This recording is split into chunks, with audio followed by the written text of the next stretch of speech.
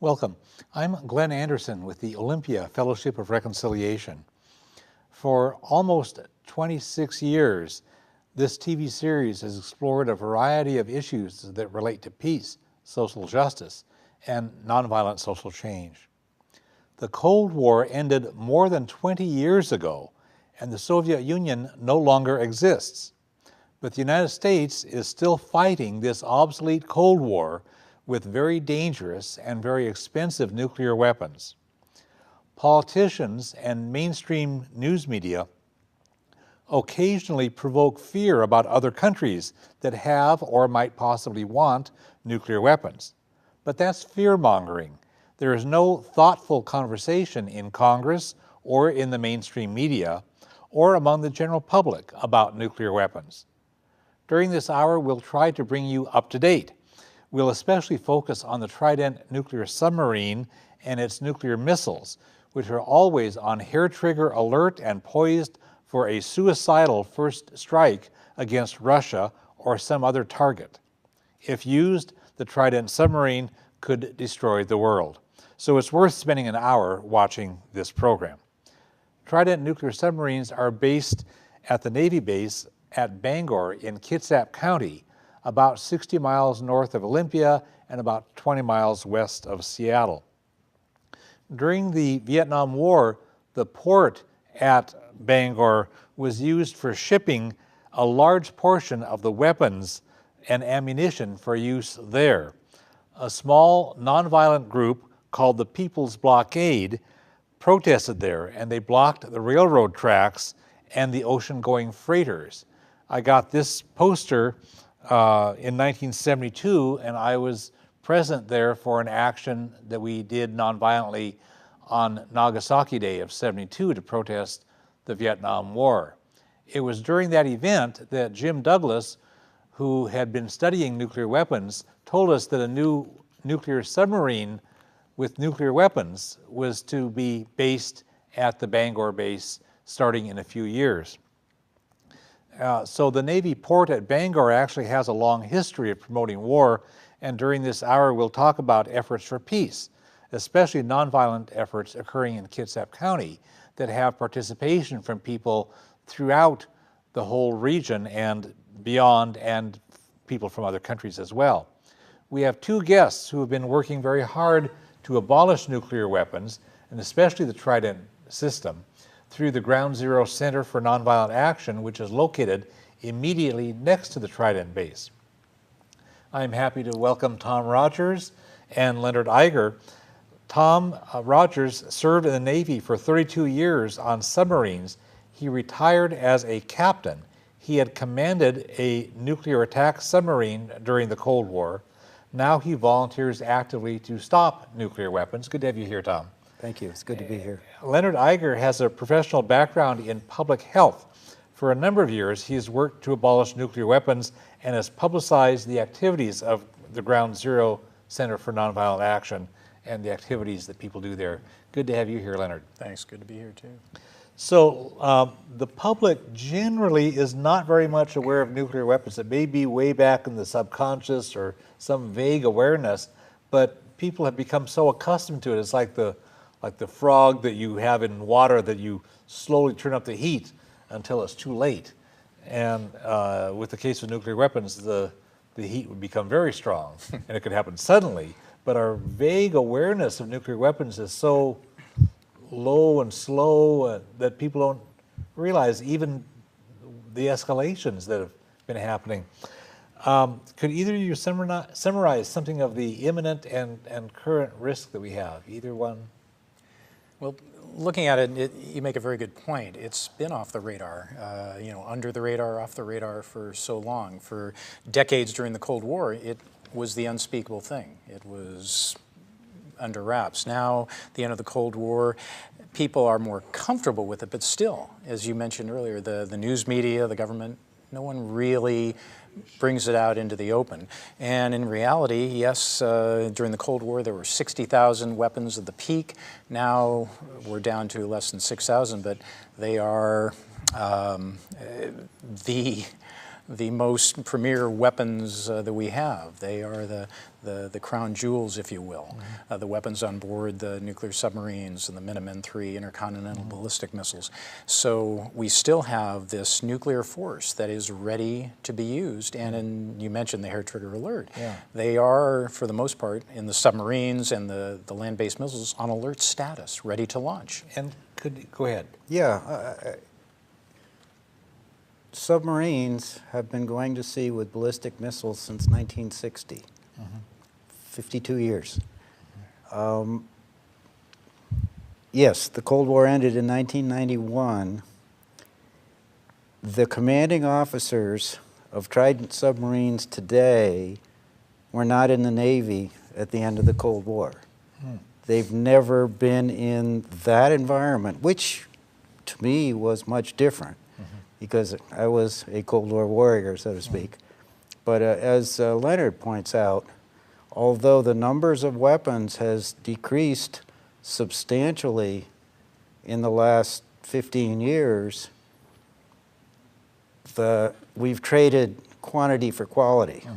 The weapons that are out there today are much more accurate and just as deadly as the boomers that were out there 20 years ago. And I think people especially don't understand the first strike capabilities of these weapons or the U.S.'s long-standing first strike policy. Could either of you tell us what the first strike means for these weapons? First strike means the weapons are accurate enough that they can take out Russia's land-based nuclear weapons in a first strike. Therefore, there is no retaliation by the Russians. And for what it's worth, when I was in the Navy in attack submarines during the Cold War, our primary mission was to keep track of the Russian ballistic missile submarines for the same reason, to prevent them from launching. So there are people who believe that you can win a nuclear war with a first strike. Yeah, you have to start it rather than, people have the notion here that Americans have the notion that our country is so nice and moral that we're just like retaliating if somebody else does something. But the policy is actually to strike them first. If their missile silo is empty, if they've already launched their missile, there's no point for us to hit the empty missile silo. Exactly. So the idea is for us to actually begin a nuclear war, and that's the policy, and that's what the weapons are designed for with such great accuracy and such great cost. Let's just step back from that a little bit. The U.S. stated policy is no first strike, no first use of nuclear weapons. However, comma.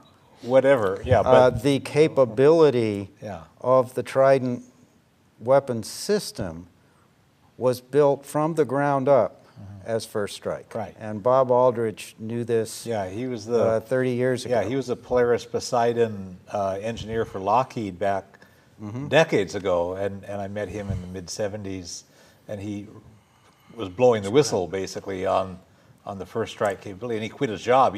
He was designing a bunch of kids to support. His kids were young at that point, and he quit his job because he could not in conscience design a weapon that he knew was a first strike. Precisely. The intention was first strike because of the accuracy they needed. Well, let's talk some more about your deterrence strategy based on, you were in the Navy 32 years, you commanded an attack submarine, a nuclear attack submarine. Could you summarize the deterrence strategy Well, or the deterrence, rationale? well, the rationale for deterrence is mutually assured destruction.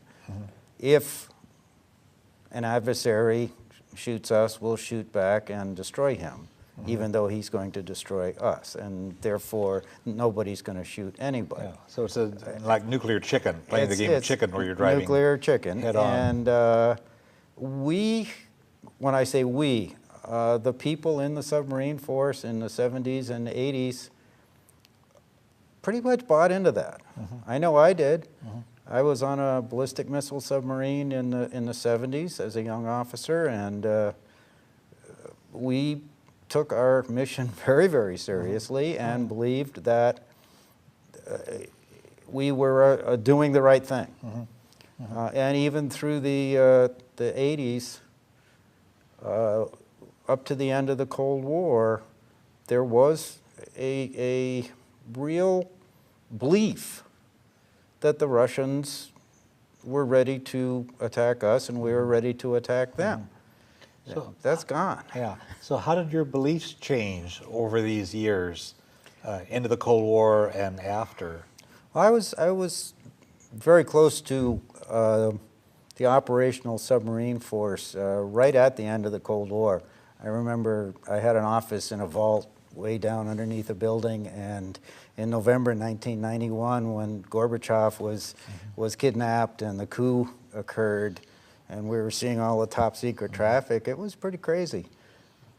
And then it got quiet, and we strategically continued to act like the Cold War was still on, which is understandable.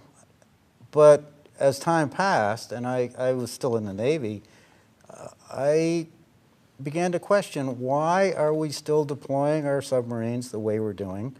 And the answer was, well, the Russians are still capable.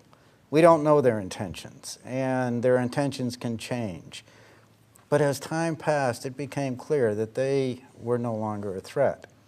Yet now, 20 years later, we are still keeping 2 Trident submarines on each coast, on alert patrol, 24 hours a day, 7 days a week, 365 days a year, ready to launch 30 minutes notice. And each Trident submarine has a number of missiles, and each missile has a number of warheads. So but that's a lot of destructive capability. Well, the commander of Kings Bay, outgoing commander, Kings Bay, Georgia. Kings Bay, Georgia, the other Trident on the base. Atlantic coast, Yeah. said something to the effect that one Trident submarine is the world's 6th largest nuclear power. Yeah. If that's I can't even talk to the destructive power of nuclear weapons. It's not a concept I can get my head around. It's just too horrific. Yeah. After all those decades, it's still. I don't know. I've never seen a nuclear weapon explode. Yeah. But I'm a physicist. I'm a nuclear engineer, and I kind of have an understanding of the energy involved. But I still can't imagine what a 475 kiloton warhead, or many 475 kiloton warheads, detonating in an area will do. Yeah, so that level of abstraction that the American people are stuck with is also pervasive, even at your level. Well, sure. I mean, Navy. I watch TV or watch movies, and things explode, and you know, people survive. It's not that way. In the mid '70s, I remember reading a little thing. Somebody came up with the idea that says, you know, when the president there's this little briefcase, and if the president needs to launch a nuclear attack, he has to open the briefcase and turn a key or do something. And somebody wrote up a little thing saying what they should do is embed that key surgically in the chest of a human being and have that person travel with the president and give the president a big, nasty knife.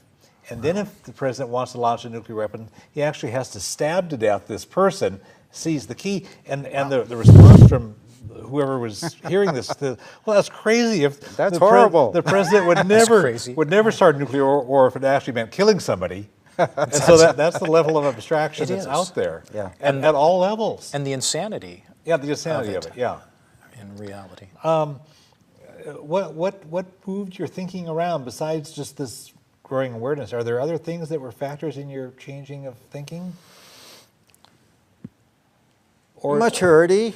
I retired from the Navy in 1998, and my daughter was having children, and I was a grandfather, and I kind of got, I was not in politics, and then I heard about the conversion of the very earliest Trident submarines to the Trident II D5 weapon system, which is the most modern, most accurate, most destructive weapon system ever devised by the hand of man. And this was in 2002. And the backfit conversion cost billions. And I recognized that it was not to make the United States safer, but it was to make the stockholders of Lockheed Martin, and Raytheon, and General Dynamics rich. And the defense contractors were taking over national security policy. That made me mad. yeah. I felt betrayed after spending my career holding off the Russian hordes. Yeah, and thank you for that. You did a great job, Tom. Then losing this opportunity, this what do we call it? The peace dividend. We lost the peace dividend. We gave it away. Yeah, the notion that we could Precisely. have used the money that we were spending on the Cold War and use it for peaceful purposes to make life better for people. Or not used it at all. Or And either way, yeah, either way. And had we sat down with the Russians at the end of the Cold War, between then and now, we would not be where we are today. Right. If and we had nor- negotiated. Nor would they, because would they. their economy was basically hijacked by right-wing economists from Chicago, Milton Friedman's acolytes, and they've gotten all privatized, and their living standards are terrible, and That's right. they've got other needs for that money, just like the United Precisely. States does, where we have all these homeless people and people don't have health care and so forth. You've got a professional background. Thank you, Tom. You've got a professional background in public health, and has that influenced your decision to get active on nuclear weapons issues, or do you Greatly. have other sources, or what? Tell us about your. That has been Yeah. central. You know, in graduate school, in occupational environmental health, which essentially involved preventing occupational environmental disease and illness. And so here we sit, nuclear weapons being the ultimate public health threat. But in graduate school, we studied radiological health physics, the effects of radiation. And I'm a visual learner, and when we discussed the effects of radiation on the body, that just impacted me greatly, and that stayed with me from graduate school on. And so as I've worked in social justice issues, I just kept gravitating towards the nuclear weapons issue, and one day I said, I need to put my energies into one thing where I can really make a difference. And nuclear weapons have not been the issue that everybody just wants to jump on board. No, we're kind of and shorthanded, actually. well, and that precisely was it. So I got involved with Ground Zero Center, and the rest is history. But the effects of nuclear weapons, you know, as Tom said, it is hard even for me to get my hands around it, but they are so horrific. And any nuclear exchange isn't going to be just lobbing one Trident D5 missile and maybe whatever other country lobbing one missile. Even a limited nuclear exchange with today's weapons, even between India and Pakistan, would be horrific. And the effects globally, not just in a tiny area or even regionally, would be phenomenal. And in terms of mass starvation, effects of radiation over generations, and it's just hard to imagine. Movies cannot actually do justice to it. And part of the unreality and insanity of it is, like, nuclear weapons in India and Pakistan, both countries have them, and they're neighbors. They're next door neighbors. If they were to have a war, it's directly suicidal. Nuclear weapons No matter know no what. borders, and Yeah. there's that phrase that's used describing that once nuclear weapons are unleashed, they are uncontrollable in space and time, meaning Yeah. that the radiation, the fallout will fall far and wide. Are there, Well, the other piece of that India-Pakistan exchange is nuclear winter. There Yeah. would be enough particulate in the upper atmosphere yeah, from the explosion, from dust the that explosion goes up and the dust air. Yeah. that it would essentially wipe out agriculture in the most, what's the right word? The places where they're on the edge already. Right. Yeah, And tens Precisely. of millions of Yeah. people would die. from lack of food. From Right. just even, that. even apart from And that's only the- one. yeah, yeah. So there are multiple effects. Yeah. People would be eating irradiated food. Yeah. People, everything would be yeah, affected. yeah. Temperatures. Is there anything else we need to say about Trident beyond what we've said before? The first Trident arrived at 1982, and I was Right. there. I've got a poster for yes. promoting the event leading up to that. It was in early August of '82, and I was there, and lots and lots and lots of other people were as well. What else do we need to say about Trident that we've not yet said? Well, Trident, the weapon system, the submarines, their missiles, have been sailing for some time, and of course they have a limited span of existence, if you will, the time that they can operate, mechanically, physically, and they've already been given some extension through a number of means, and I think their span now is expensive 42. technical A lot of refurbishing. and systems replacement yeah. of just the submarines. So they've been given a 42-year span of existence, and so there's the question of what next. And Yeah, and this was already, the first one arrived in '82, 82. so it's already been 30 years. right. And So over the next decade and a half, they are going to be starting to retire the Trident submarines, and the government is now planning a new generation of Trident submarines. could you tell us about the Trident II Life Extension Program?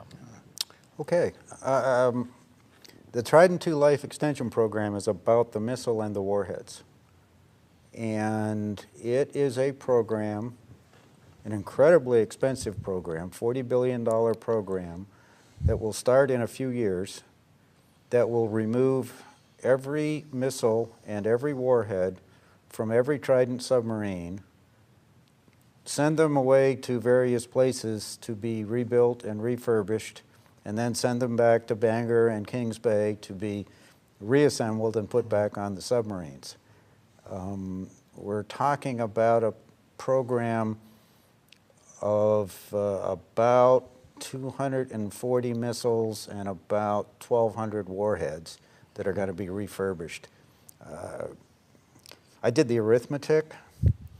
That's about $160 million per missile for a tune-up. Yeah, I wonder if we could do with one less missile and find a better use. I wonder if the viewers or the taxpayers would have an idea about just one Yeah. missile. Do you have a better use for $160 million? Well, I don't have a dog in that fight. Everybody says, well, what would you do with the money? And the answer is, we don't have to do anything with the money. I mean, there's great things that we could do with money, but that's not where I'm Yeah, at. or keep it in your pocket. It's but don't do the destructive stuff. It's Right. Don't spend the money on the nuclear weapon systems. yeah. Currently, there is a project called the Second Explosive Handling Wharf at Bangor, and this is a new wharf that is planned to be built, and in fact, construction start is imminent. It's a 6.5 acre over water wharf that the submarines will tie up to handle these missiles and warheads for the Life Extension Program. Did I say it's a $1 billion project? You haven't mentioned that yet, but Okay, I'll try to remember yeah, it's that. actually 750 million Yeah. is the initial estimate. Yeah, but And Ground Zero has sued the Navy on grounds of environmental concerns, but the reality is the wharf is not needed. The life extension program as written is based on maintaining this level of missiles and warheads that's allowed by the New START Treaty indefinitely, forever. Everything that we've read recently about the 2012 Nuclear Posture Review says that nuclear weapon or nuclear warheads are probably going to be decreased by about 30%. If that happens, that billion-dollar wharf is obviated. You don't need it anymore. Yes, sir. And I would call on President Obama to, now that the election's over, to get that nuclear posture review out. Yeah. One last note on the W-76 life extension, as they call it, is that W-76 is the model of the missile. it's the model of the warhead. Warhead, I I'm mean, sorry. yeah, That life extension program is that they're actually improving on the earlier warheads. So, our government is working to improve our nuclear arsenal. The guidance systems, other things are better than they were previously. And that, in a very real sense, is destabilizing to disarmament efforts and non-proliferation efforts. Well, the Russians see that as something... Right. It's provocative. It's to them. provocative. And that's what we've been doing throughout the whole Cold War, is we do something, then the Soviet Union, or now Russia, says, wait a minute, you guys are a threat to us. We've got to try to match you. And that is the reality. That's the arms race. And other countries are seeing that as well. Yeah. So it's not like the United States is putting out a good faith effort toward disarmament like Precisely. the Non-Proliferation Treaty requires of us, which we'll talk about in a moment. Right. We're still escalating the arms race. We are. And other countries say, well, you have no moral authority to tell us what to do. Exactly. Whether it's Iran or North Korea, Russia anyone. or China or anybody that we like to criticize. Anyway, then there's a plan for a whole new fleet of submarines to replace Trident that would run for like another 50 years of first strike. Tell us about that. What they refer to as the SSBNX, the Trident replacement, is a new generation of ballistic missile submarines that the Navy is planning to build. They've been in research and development for some time, and this next fiscal year, 2013, they've asked for $565 million for further research and development, and they should be awarding contracts this coming year. What this is, they've agreed... in 2013. pardon me, 2013. As people are watching the show. 2013, yes. By the time they watch this, yeah. And they've agreed, the government, Navy, et cetera, and Congress have agreed that they would build 12 new ballistic missile submarines. They'll have fewer launch tubes. They've agreed on 16 launch tubes. It seems rather arbitrary, but they will replace the current fleet. As these submarines go out of service, new ones would be coming into service so that they can continue to have 10 submarines deployed, not out at sea all the time, but try to keep the current deployment going. And they would sail well into the end of the century, essentially. So another 70 years of Trident, as I've said before. And this, again, is very destabilizing because we have a Cold War weapon that has no purpose any longer. And all the conversations have only been about what they're going to build and how many, but no one has asked, do we still need this Cold War weapons system? But if you have the momentum going and all these weapons manufacturers, as you mentioned, Here we they've are. got a vested interest. And I know the government has been very clever, well, the contractors have been very clever about trying to subcontract out. With the B-1 bomber, General Dynamics had subcontracted and subcontracted into every one of the 435 congressional districts so that they could bribe everybody in Congress to support their thing. Precisely. So they do this kind of stuff. And this is a huge project, and there are so many contractors involved. There's a lot of complexity in the whole nuclear weapon system. If you think all the way back to the mining the uranium and research and design and development and the building and all the different sites of where the warheads are built and this and that and whatever else, and then the waste disposal, if they can ever figure out what to do with the waste, which we still can't figure out. And people are resisting these things in various localities around the the country. I appreciate the work of the folks around Oak Ridge, Tennessee. There's a great nuclear weapons resistance group called the Oak Ridge Environmental Peace Alliance, OREPA, and they have a website, www.orepa.org. And they're doing activities that are reminiscent of the kind of things that happen at Ground Zero, where people are going out and doing actions. They're nonviolently putting their bodies out there at some risk, doing jail time, prison time, researching, working with Congress and other entities. I mean, they're out there organizing. And these things are happening at other places. There was a lot of activity decades ago at Rocky Flats, Colorado, and around the Pantex plant in Texas. And I mean, there are a lot of places. So people are doing these things all over. It's a wonderful I nationwide. know the people are in touch with each other sometimes. It's a groundswell. And internationally, too.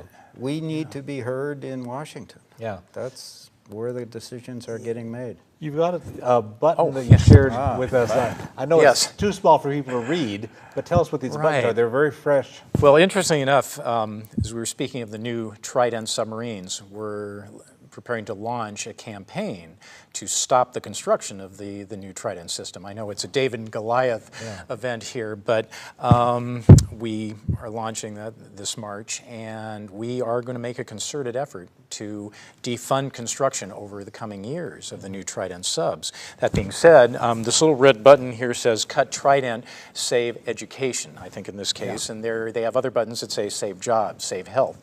And this is the Campaign for Nuclear Disarmament in England, Great Britain. And they, of course, have 4 Trident submarines, which they work very closely with the United States and actually lease. It's like leasing a car. They lease missiles, the Trident 2 D5 missiles from the United States for use in their subs, and they will be building 4 new subs. So CND, Campaign for Nuclear Disarmament, is working very strongly to stop construction of the new subs, and we will be working together on parallel campaigns. So I got some buttons, and we're really excited to work with them internationally. And CND, Campaign for Nuclear Disarmament, has been around a long time. They're decades old, and they just keep, just like... I'm excited to work with them like because folks, they have the experience, and what's different in Great Britain is there's such, you talk about a groundswell, the discussion, the public discussion there is so remarkable. Every day in the newspapers, they're talking about, the Scots getting rid of Trident and all the different issues, but it's in the public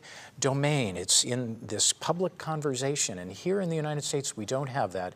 And that's, again, why I'm excited to work with them, because we need to learn, and we need to raise that public dialogue. As Tom's saying, we need to work in D.C., and we need to get their attention. We had them quite a number of decades ago on this TV program. We had the mayor of Glasgow, Scotland, who was visiting here, and Glasgow was becoming a nuclear-free zone, and so we had the mayor happen to be here, and I had a friend who knows this guy, and so we had him, and the topic was what local governments can do for peace, and we had some other local elected officials here who were ahead of the curve on peace things.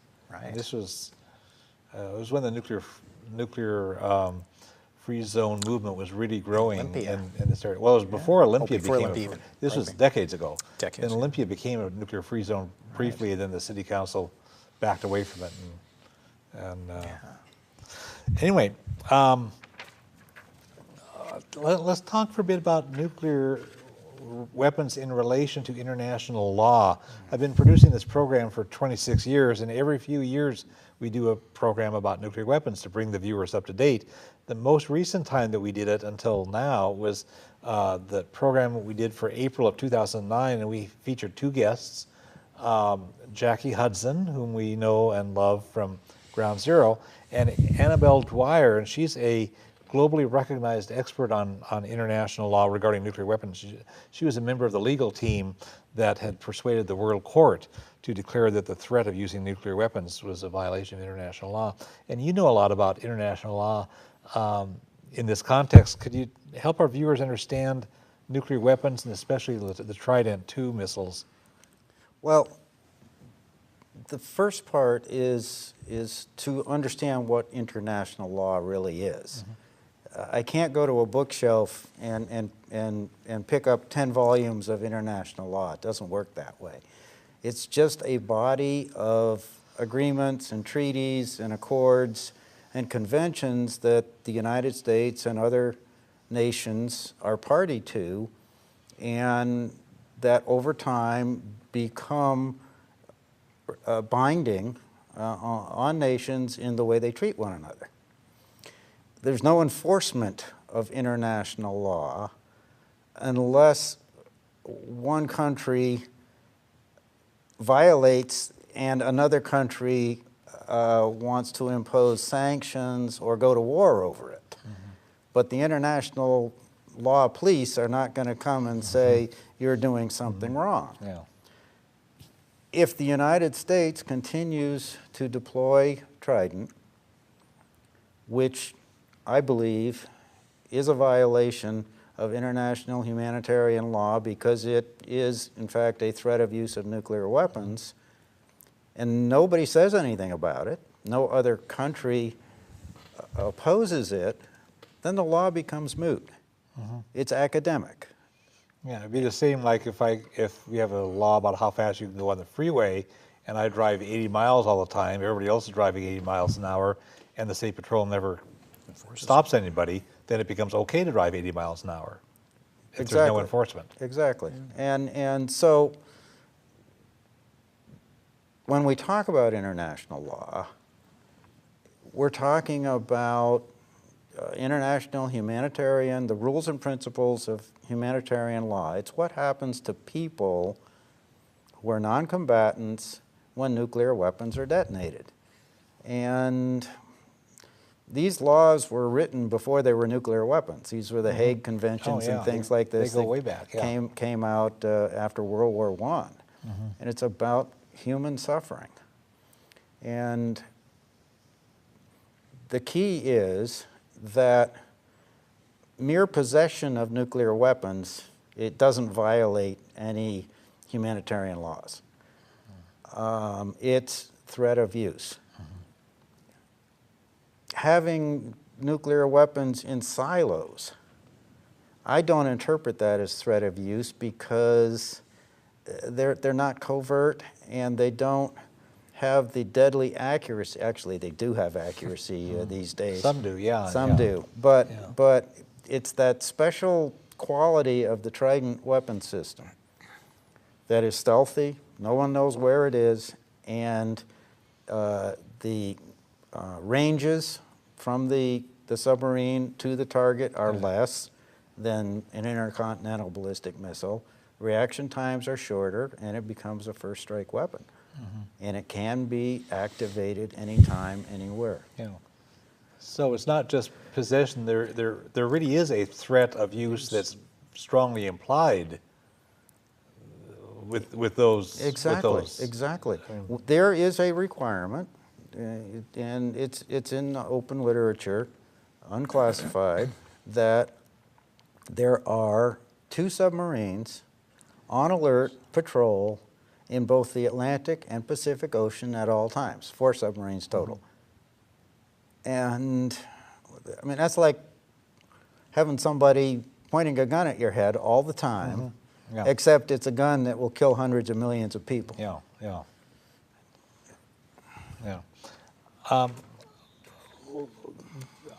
When we've done the nuclear weapons programs on this topics on this TV series, I think I've probably every time have brought up the Non-Proliferation Treaty, which it was a smart thing to do in what, 1969, 1970? And for the viewers who don't know, there was an agreement now over 40 years ago that said, look, there's this danger of having nuclear weapons proliferate into more countries. So we'll do a deal. We, the nations of the world, will agree. If you don't have nuclear weapons, we agree, if we don't have nuclear weapons, we agree not to acquire them. And if we do have nuclear weapons, we agree to pretty deliberately disarm, get rid of them. And that made sense. So that would be an incentive for the non-nuclear countries to stay non-nuclear, because the countries that had them would be getting rid of them. They'd be disarming them. And here it is more than 40 years later, and the United States is still actively and aggressively, I think, promoting more nuclear weapons for itself, but then telling all these other countries, you can't have them, you can't have them, you can't have them, you can't have them. And it just seems to me a pretty blatant hypocrisy, and I think the rest of the world knows that. And in this country, we have a way of not recognizing these things. We have this U.S. exceptionalism, like, well, but international law doesn't pertain to us. And climate change, that won't affect us, and all these other things. We're wringing our hands right now about North Korea launching a they- missile, as- or as we- Iran's Right. possibly gaining a capability of building a nuclear weapon, wherein And we have thousands. we're not maintaining our good faith, what is known as a good faith commitment Yeah. to move towards And disarmament that's part of the from treaty. the NPT. We signed it. I mean, Right. Ramsey Clark, former Attorney General during Yeah. the Johnson administration, was one of the primary negotiators in the Non-Proliferation Treaty. He testified at the Disarm Now Plowshares trial in 2010, and in court said, if we had done what we said we were going to do in 1969, we wouldn't be here today because we wouldn't have any nuclear weapons. yeah, And it's simple as that. Yes. We promised to negotiate in good faith yeah, to create a system of disarmament with verification with the other nuclear weapon states. And it takes leadership. yes. And one of the shortcomings of the NPT, and I'm not sure in those negotiations back then, it was probably on purpose, there were no dates set Right, of for that disarmament piece. So we've gone for decades. Every time Right. they have a review, they just, oh, well, we'll work Well, to the next time. And that's Yeah. something that needs to be fixed. It was the same thing with the U.S. Supreme Court decision in Brown versus Board of Education that ordered the desegregation of schools that were racially segregated, and the Supreme Court decision said with all deliberate speed. No dates. They didn't say you got to do it by 1955. They didn't say you got to do it by 1956. It was with all deliberate speed, and so of course the racists just dragged their feet on it.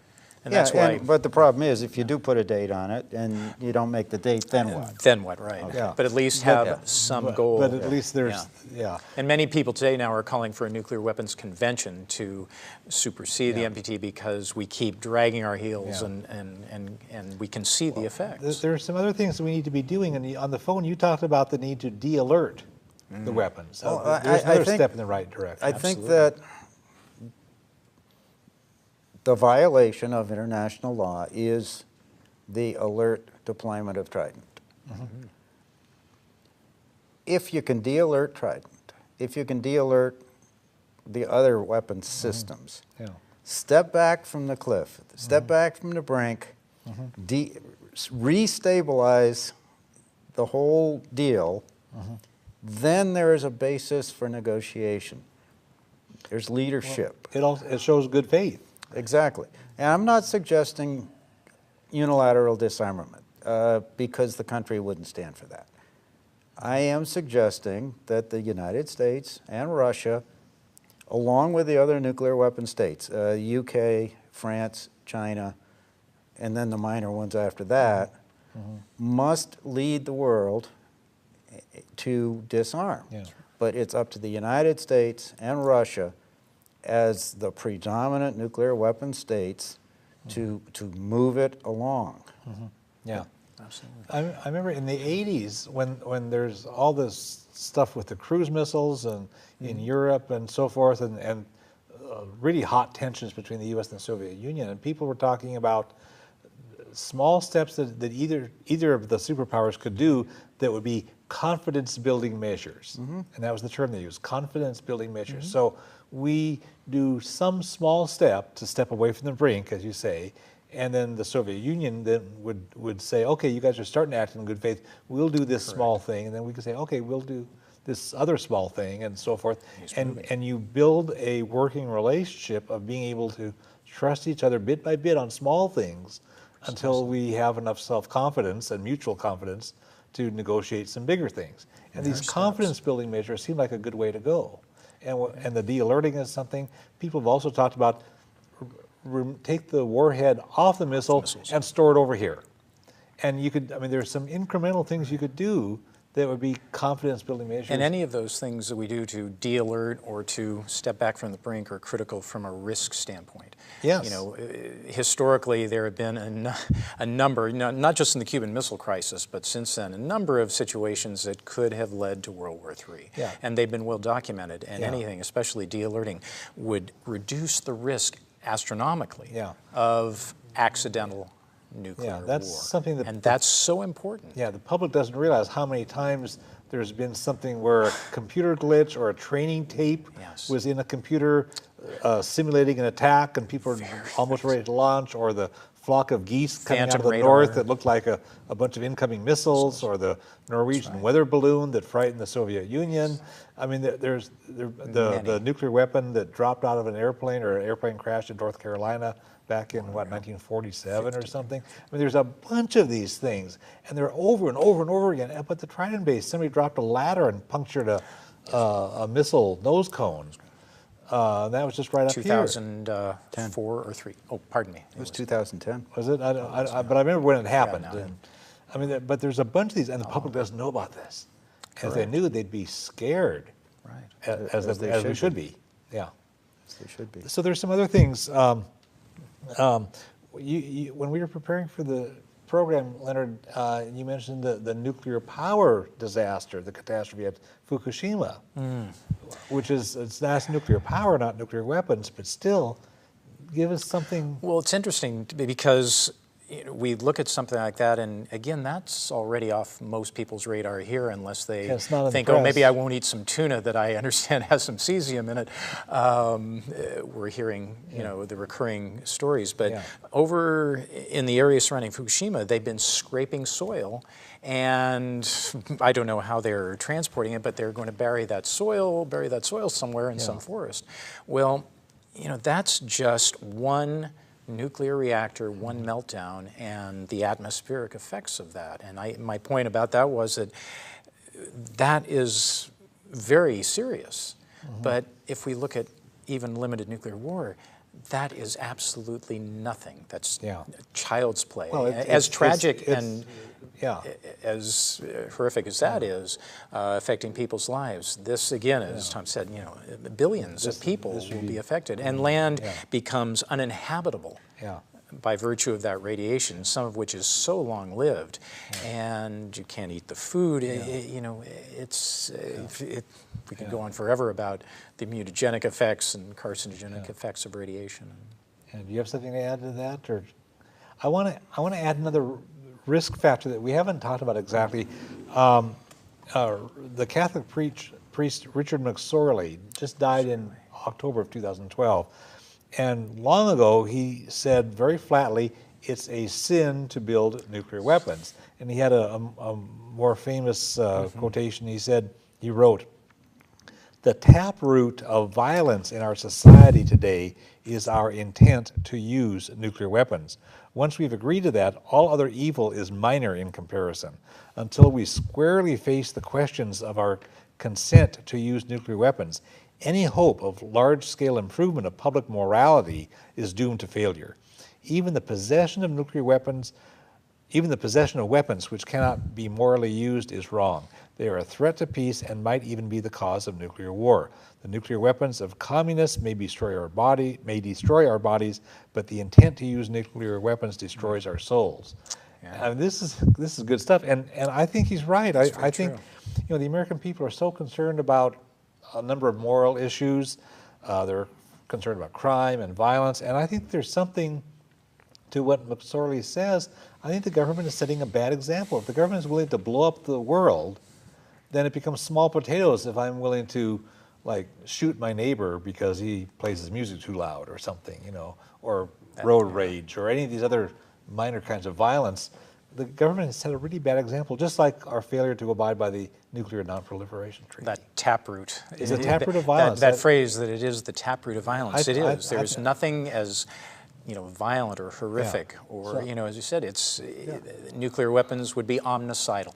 We're talking about the survival of the entire human race. So we need to recognize this as a moral issue that's vastly more important than a lot of other moral issues that get a lot more press. In my humble Rationally opinion. speaking. Rational speaking. Rationally speaking, nuclear weapons are unusable. Precisely. Yeah, because they're suicidal. Therefore, they should be dismantled. Yeah, Correct. yeah. Isn't that simple? Well, They are, yeah, It is simple. it well, is in that sense. yeah. Yeah. Are there let's see, Leonard, you had mentioned that when Obama spoke in Prague, Ah, yes. that was early in his presidency. That's right. Tell us what he said, and tell us what your takeaway from that is. Well, it was quite an eloquent speech, one of the strongest speeches on nuclear weapons that I can remember in my lifetime. And he came out very strongly about the need to dismantle, to disarm, dismantle the nuclear weapons and disarm, and how we need to go about that process. But then he made there was one serious caveat there, and as many people have said, but maybe, I'm not sure if he said maybe, but probably not in my lifetime. Mm-hmm. That was his way out, in a sense. And I was sad to hear that one statement, because he really set the stage for what we need to do moving forward. And at the same time, he gave himself an out, because he is at the mercy of the military-industrial nuclear complex that is so deeply entrenched over 70 years and controls this through the national security state, in a very real sense, our nuclear weapons complex. So I think this next 4 years, now that he's back in office for 4 more years, is a time to hold his feet to the fire and to say, President Obama, what legacy do you want to leave your children? Second-term and presidents other care children? about that. They want, Yes. they're Exactly. really fixated on how history will remember them and what their legacy will be. And this I is think the issue. We need to really confront him with that. This is the And we time. are. This is the time for every one of your viewers to sit down and write an email to President Obama and say, oh, remember what you said in Prague in 2009 when you accepted the Nobel Peace Prize? It's time to dismantle nuclear weapons. yeah. It is time That to is, exercise world leadership Yeah. Precisely. and earn that damned Yeah. Nobel Peace Yeah. Prize. Yeah. Yeah. And the U.S. and Russia need to lead the way. Yeah. And as part of our Trident campaign, we are going to be pushing President Obama to do what needs to be done. Yeah, I think that's a smart way to go. And there are some other things. People have proposed a nuclear-free zone for the Middle East, where Yes. Israel has nuclear weapons and other countries don't. That's right. And we need to have a nuclear-free zone in there to say, this would be a way to dampen the hostilities. That would be something. And I'm sure there are some other policy proposals. We've talked about a few here. I want to move on to the notion that people actually have been resisting nuclear weapons since from 1945 on, when there was a big reaction actually when the United States dropped atomic bombs on 2 cities in Japan in 1945. And there's a historian that we have met and that we brought to Olympia to speak, Lawrence Whitner, who wrote a book called Confronting the Bomb, A Short History of the World Nuclear Disarmament Movement. And he documented as a professional historian, professor at a university, how when the public opposition to nuclear weapons ramps up and people get insistent that the government slow down or stop, the government slows down. And when the public gets quiet about it and turns our attention elsewhere, that's when the escalations start again. And he's documented very clearly these cycles of up and down, and it depends. You know, any progress we make depends on the public getting very active, very well informed, and very insistent. And when we turn our attention away or lighten up on the pressure, it's back to business as usual. So, Well, he made that, a very important point that he made there, that it began actually before the bomb was dropped, some of the actual scientists in the Manhattan Project. Yeah. But the point being, public pressure is critical. And after that alleged peace dividend at the end of the Cold War, the pressure went off. People really dropped the ball. Yeah. And the movement went silent. And it is time now. And that's why with our Trident campaign and other things, now is the time in this second term for President Obama that we need to push Yeah. very strongly. Well, I was talking earlier about international law. And when countries don't challenge a violation by a nation, it falls on individuals to do it. And this is the essence of the Nuremberg principle of Yes. individual responsibility, Yes. that ordinary citizens have the right, if not the obligation, at least the right, to act out, to perform direct actions, nonviolent direct actions against their government in opposition to acts that are illegal. And that's what we do at Ground Zero Right. with our periodic direct actions. Right. We use the courtroom as a public forum to talk about nuclear weapons and the illegality and immorality and obscene expense. And it's a way to get the word out. Right. I had a newspaper interview several months ago, and why do you do that? Well, I get arrested because nobody wants to talk to me about nuclear weapons if I don't. Right. Yeah. Well, and there's this whole movement of the plowshares, that religious based on the biblical imagery from the prophet Isaiah, who talks about when eventually we get to peace and nations will turn their swords into plowshares, and so the people going back to 1980 at a missile plant in Pennsylvania have been pouring their blood on weapons. We've had people out in our area and around and other parts of the world. We're quite short on time. I want to make sure we get a chance to promote the Ground Zero Center for Nonviolent Action. You're actually adjacent to the Trident base. Yes, we are. You share a fence in common. And We are neighbors. You're neighbors, and you're good neighbors too. You're are good good. neighbors to them, not so much to the... And we have a relationship Yeah, with the Navy, with the sheriff, the State Yeah, Patrol, because we are a Ground Zero Center for Nonviolent Action. Right, and nonviolence has always been a key part of it. They are It's other the means people. as well as the end. Right. And I should let people know the phone number and the website is area code 360-930-8697. The website at www.gzcenter.org. And you've been doing great stuff for decades now, since the Over late 70s. 35 years. years. Yeah. Yeah. So that's good. And you have activities, Martin Luther King holiday weekend in January, Mother's Day weekend in May, Hiroshima and Nagasaki days in August. That's so right. we're just about out of time. I want to mention you're pushing for a Puget Sound nuclear weapon free zone, which is good. We'll show the website or the blog in the closing credits. And there's so many ways that people get involved. I want to thank Tom Rogers for being a guest and Leonard Iger for being our guest. Thanks, Glenn. I want to thank all the folks who've been watching. Nuclear weapons are incredibly dangerous. They can destroy life.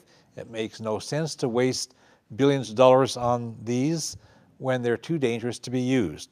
So we all have to work on various ways of disarming. The United States has a moral responsibility to take the lead, but the United States keeps failing to show leadership. So unless we, the people, take responsibility and push the good changes that we need aren't going to happen. It's really our choice. You can get information about a wide variety of issues relating to peace, social justice, and nonviolence from the Olympia Fellowship of Reconciliation, 360-491-9093, www.olympiafor.org. We're all one human family. We all share one planet. We can create a better world, but we all have to work at it. And the world needs what you have to offer. Thanks.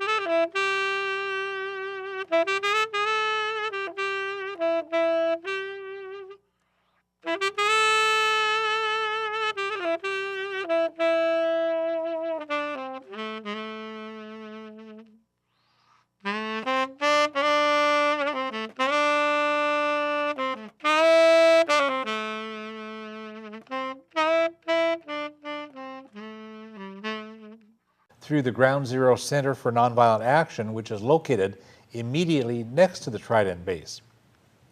I'm happy to welcome Tom Rogers and Leonard Eiger. Tom Rogers served in the Navy for 32 years on submarines. He retired as a captain. He had commanded a nuclear attack submarine during the Cold War. Now he volunteers actively to stop nuclear weapons. Good to have you here, Tom.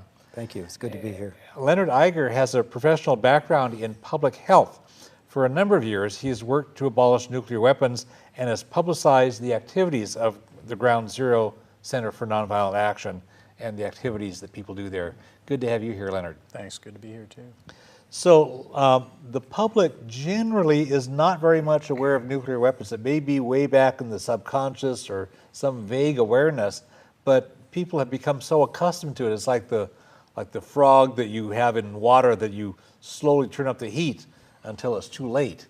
And with the case of nuclear weapons, the heat would become very strong, and it could happen suddenly. But our vague awareness of nuclear weapons is so low and slow that people don't realize even the escalations that have been happening. Could either of you summarize something of the imminent and current risk that we have? Either one? Well, looking at it, you make a very good point. It's been off the radar, under the radar, off the radar for so long. For decades during the Cold War, it was the unspeakable thing. It was under wraps. Now, at the end of the Cold War, people are more comfortable with it, but still, as you mentioned earlier, the news media, the nuclear missiles, which are always on hair-trigger alert and poised for a suicidal first strike against Russia or some other target. If used, the Trident submarine could destroy the world. So it's worth spending an hour watching this program. Trident nuclear submarines are based at the Navy base at Bangor in Kitsap County, about 60 miles north of Olympia and about 20 miles west of Seattle. During the Vietnam War, the port at Bangor was used for shipping a large portion of the weapons and ammunition for use there. A small nonviolent group called the People's Blockade protested there, and they blocked the railroad tracks and the ocean-going freighters. I got this poster in 1972, and I was present there for an action that we did nonviolently on Nagasaki Day of '72 to protest the Vietnam War. It was during that event that Jim Douglas, who had been studying nuclear weapons, told us that a new nuclear submarine with nuclear weapons was to be based at the Bangor base starting in a few years.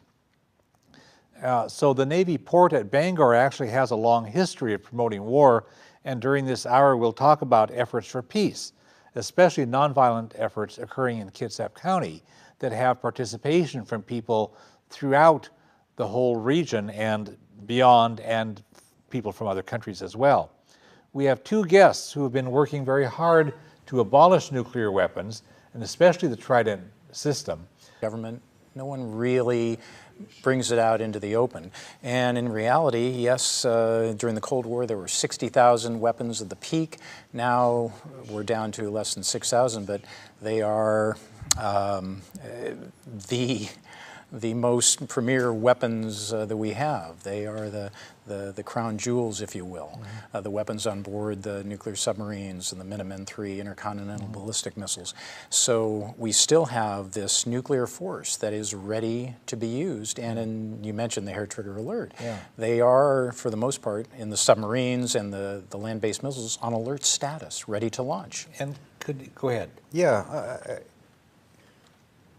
Submarines have been going to sea with ballistic missiles since 1960, 52 years. Yes, the Cold War ended in 1991. The commanding officers of Trident submarines today were not in the Navy at the end of the Cold War. They've never been in that environment, which to me was much different. Because I was a Cold War warrior, so to speak. But as Leonard points out, although the numbers of weapons has decreased substantially in the last 15 years, we've traded quantity for quality. The weapons that are out there today are much more accurate and just as deadly as the boomers that were out there 20 years ago. And I think people especially don't understand the first strike.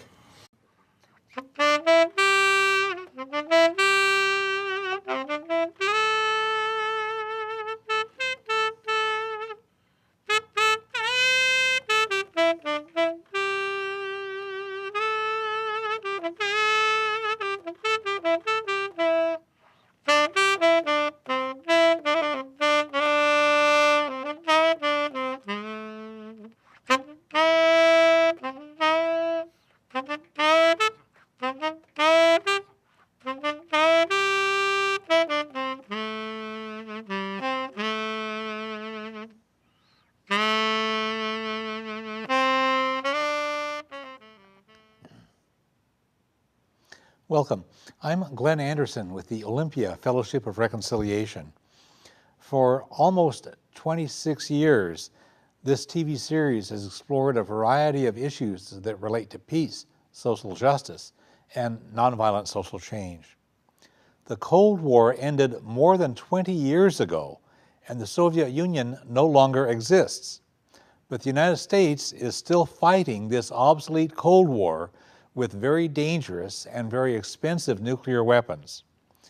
Politicians and mainstream news media occasionally provoke fear about other countries that have or might possibly want nuclear weapons.